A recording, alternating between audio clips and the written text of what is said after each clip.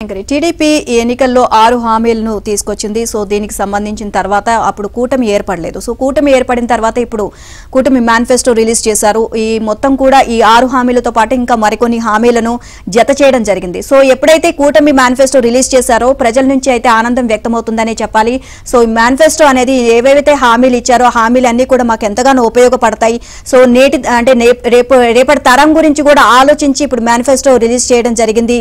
ఆ విధంగా ఉంది అని చెప్పేసి ప్రజలు చాలా మంచి జరుగుతుంది మాకు అని చెప్పేసి వాళ్ళు చెప్పడం జరిగింది. దీంతో కూటమి నేతల్లో కూడా హర్షాతిరేకాలు వ్యక్తమవుతున్నాయి. ఏదైతే కూటమి మేనిఫెస్టో రిలీజ్ చేశారో అప్పటి నుంచి కూడా ఇక వైసీపీ ప్రభుత్వ నేతల్లో మొత్తం కూడా గుబులు రేగుతుందని చెప్పాలి. సో ఎక్కడ కూడా వైసీపీ ప్రభుత్వం మేనిఫెస్టో రిలీజ్ చేసినప్పుడు ఇంత స్పందన అయితే రాలేదు ప్రజల నుంచి. ఆయన సాదా సీదాగా మేనిఫెస్టో రిలీజ్ చేయడం జరిగింది. అది కూడా పాత హామీలనే మేము నెరవేరుస్తాం, మొత్తం ఆ పథకాలన్నిటిని కూడా కంటిన్యూ చేస్తామని చెప్పేసి చెప్పడం జరిగింది. దానికి సంబంధించి చూస్తే మేనిఫెస్టో రేస్ లో అధికార పార్టీని ప్రతిపక్ష టీడీపీ కూటమి వెనక్కి నెట్టేసింది. వైసీపీ మేనిఫెస్టోతో పోలిస్తే కూటమి ఎన్నికల ప్రణాళిక బాగుందని, అన్ని వర్గాలకు ఆమోదయోగ్యంగా ఉందన్న అభిప్రాయాలు సర్వత్రా వినిపిస్తుండటంతో టీడీపీ, జనసేన, బీజేపీ నేతల్లో హర్షాతిరేకాలు వ్యక్తమవుతున్నాయి. వైసీపీ కేవలం తాను అమలు చేసిన పథకాలపై ఆధారపడి ఈసారి ఎన్నికల పోరాటం నడిపిస్తోంది.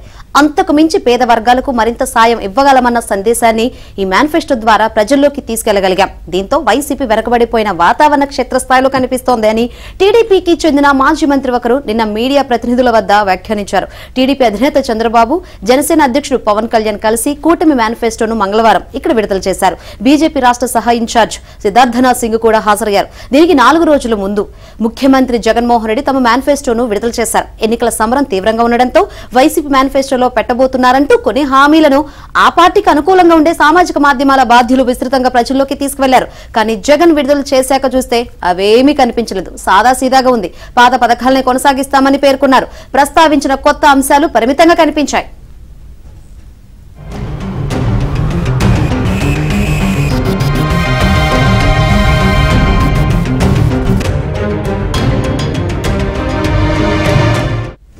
తమ మేనిఫెస్టోలోని వరాలపై పేద మహిళల్లో బాగా చర్చ నడుస్తున్నట్లు టీడీపీలోని కింది స్థాయి నేతలు చెబుతున్నారు. మేం గ్రామాల్లో వారి ఇళ్లకు వెళ్లి మేనిఫెస్టో గురించి ప్రస్తావించినప్పుడు మహిళలు తమకు తాముగా అందులో అంశాల గురించి చెప్తున్నారు. ఆ వరాలపై ఆసక్తిగా ఉండడం వల్లే అంత త్వరగా వారు స్పందిస్తున్నారు.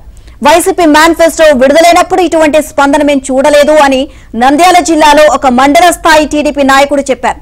కూటమి మేనిఫెస్టో విడుదలయ్యాక కొన్ని సర్వే ఏజెన్సీలు దానిపై అప్పటికప్పుడు కొన్ని సర్వేలు చేశాయి.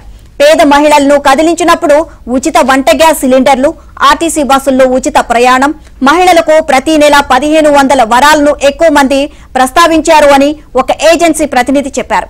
కూటమి మేనిఫెస్టో హిట్ అయింది అనడానికి ఇదే నిదర్శనమని ఆయన వ్యాఖ్యానించారు.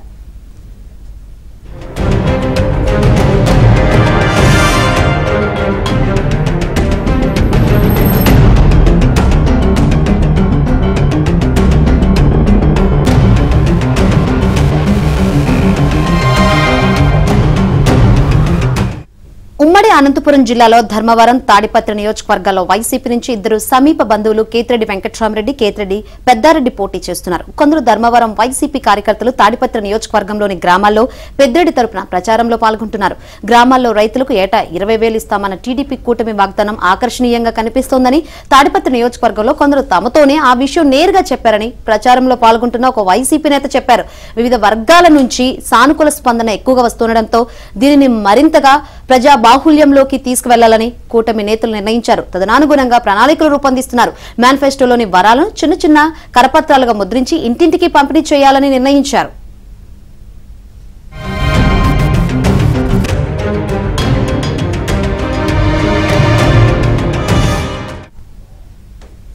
వైసీపీ మేనిఫెస్టోతో పోలిస్తే కూటమి తన మేనిఫెస్టోలో పేద వర్గాలకు మరింత మెరుగైన సాయాన్ని ఇస్తామని హామీ ఇచ్చింది. ఇందులో 6 హామీలను టీడీపీ శ్రేణులు రాజమహేంద్రవరం మహానాడు నుంచి ప్రచారం చేస్తున్నాయి. వాటికి తాజా మేనిఫెస్టోలో మరికొన్ని అదనంగా జోడించారు. కేవలం పేద వర్గాలనే కాకుండా సమాజంలోని భిన్న వర్గాల ఆకాంక్షలను స్పృశిస్తూ దీనిని రూపొందించడంతో వ్యాప్తి పెరిగింది. ఇక ఉదాహరణకు ప్రభుత్వ ఉద్యోగులు, రిటైర్డ్ ఉద్యోగుల గ్రూపుల్లో మంగళ, బుధవారాల్లో ఈ మేనిఫెస్టోలో తమ గురించి పేర్కొన్న అంశాలపై సానుకూల పోస్టింగ్లు విపరీతంగా కనిపించాయి. దీన్ని సంఘాల నేతలు కూడా ధృవీకరిస్తున్నారు. ఎస్సీ, ఎస్టీ, బీసీ, మైనార్టీ వర్గాలు, బ్రాహ్మణ సామాజిక వర్గానికి సంబంధించిన సామాజిక మాధ్యమ వేదికల్లో కూడా సానుకూల వ్యాఖ్యలు భారీగా దర్శనమిస్తున్నాయి. రైట్, ఇదే విషయం గురించి మరింత సమాచారాన్ని మా ప్రతినిధి పూర్ణ అడిగి తెలుసుకుందాం. పూర్ణ, కూటమి మేనిఫెస్టో హిట్ అయినట్లు కనిపిస్తుంది. ఇప్పటికే ప్రజల్లోకి విస్తృతంగా వెళ్లిన పరిస్థితి. ఎటువంటి చర్చ జరుగుతుంది? ఏంటి అప్డేట్స్? శంకరి, ఏదైతే ఎన్డీఏ కూటమి విడుదల చేసిన మేనిఫెస్టో హిట్ అనే చెప్పవచ్చు. ఎందుకంటే ప్రధానంగా అందులో పొందుపరిచిన అంశాలు అన్ని వర్గాల వారిని కూడా పక్కనే విధంగా కూడా మొత్తం కూడా ఉన్నాయని చెప్పవచ్చు. ఎందుకంటే ఏ అంశం చూసినా కూడా ఒక అంశానికి నుంచి మరో అంశం ఉండడంతో మొత్తానికి అన్ని వర్గాల ప్రజలు కూడా దీన్ని ఆకర్షితులవుతున్నారు.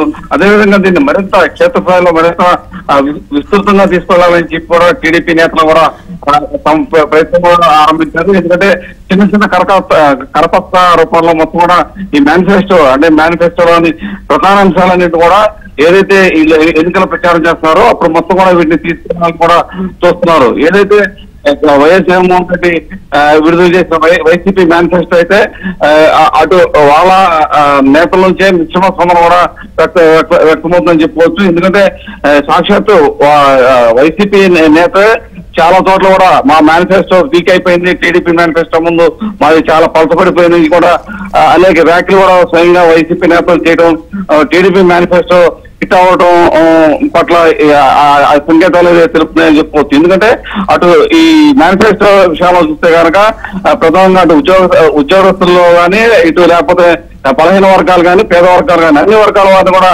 అందరినీ కూడా సంతృప్తి పరిచిందని చెప్పి కూడా చెప్పుకోవచ్చు. ప్రధానంగా ఏదైతే ఉచిత ఇసుక పాలసీ కావచ్చు, లేకపోతే రైతులకి 20,000 బెనిఫిట్ ఇస్తాంతో మొత్తం కూడా రైతాంగం తీవ్రమైన సంతోషం వ్యక్తపరుస్తున్నారు. ఎందుకంటే రైతుల్ని ప్రధానంగా రైతు సహాయం పేరుతో ఏడాదికి 20,000 చొప్పున మేనిఫెస్టోలో ప్రకటించడం పట్ల రైతులందరూ కూడా హర్షాతిరేకాలు వ్యక్తపరుస్తున్నారు. ఎందుకంటే ప్రధానంగా ఎక్కువగా మన ఆంధ్రప్రదేశ్ లో ఎక్కువగా రైతాంగం మొత్తం కూడా వ్యవసాయం మీద ఆధారపడి ఉంది.